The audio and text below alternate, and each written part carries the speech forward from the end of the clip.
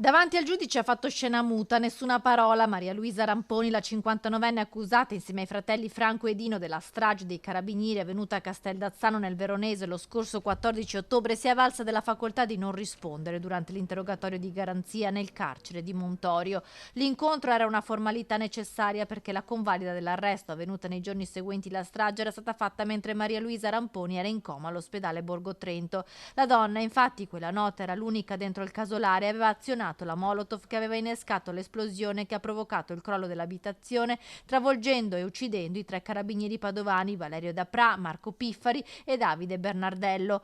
L'avvocato Ballottini, che difende la 59enne, ha confermato la scelta della donna di avvalersi della facoltà di non rispondere. Maria Luisa Ramponi è stata dimessa pochi giorni fa dopo il ricovero nel reparto grandi ustionati dell'ospedale Borgo Trento e necessita ancora di medicazione. Come i fratelli resterà detenuta nel carcere di Montorio.